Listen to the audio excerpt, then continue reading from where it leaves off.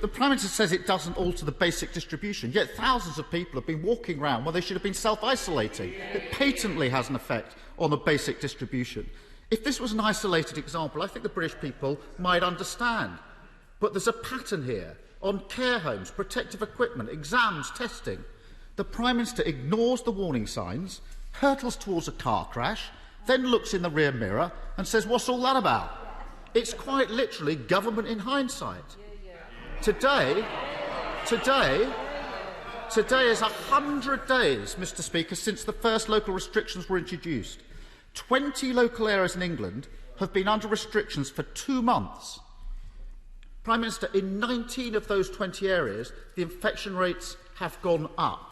In Rosendale and Hyndburn, they've gone up tenfold. Yet all the Prime Minister has to say is it's too early to say if restrictions are working. But it's obvious that something's gone wrong here. So what's the Prime Minister going to do about it?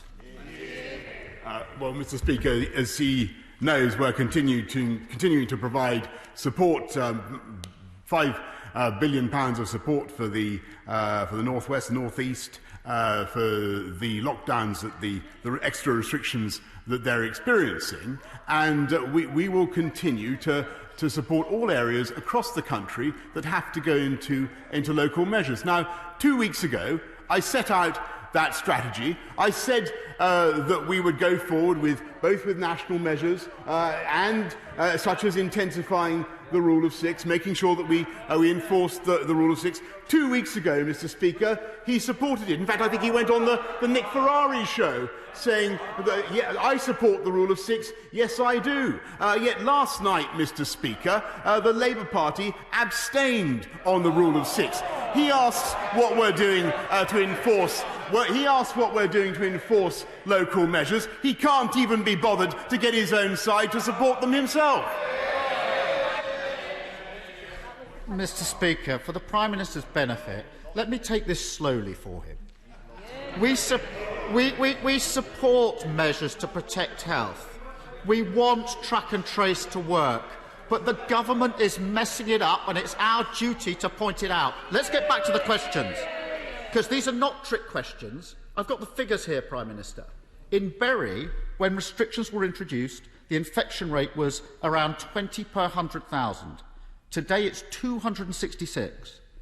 In Burnley, it was 21 per 100,000 when restrictions were introduced. Now it's 434. In Bolton, it was 18 per 100,000. Now it's 255. The Prime Minister really needs to understand that local communities are angry and frustrated. So will he level with the people of Bury, Burnley and Bolton and tell them what does he actually think the problem is here?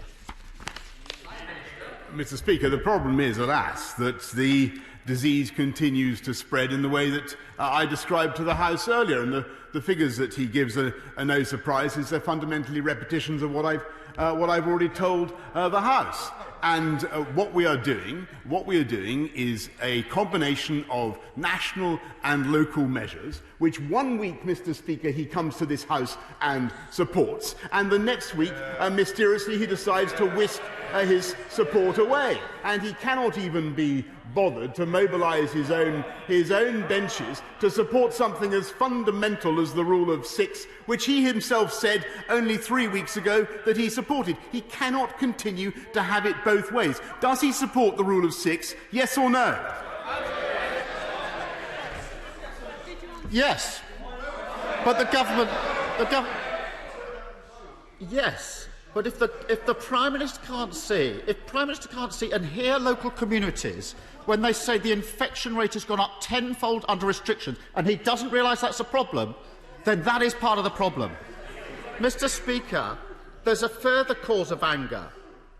Prime Minister, if you actually listen to the question, we might get on better.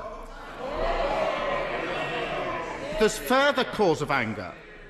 Lack of clarity about why particular restrictions have been introduced.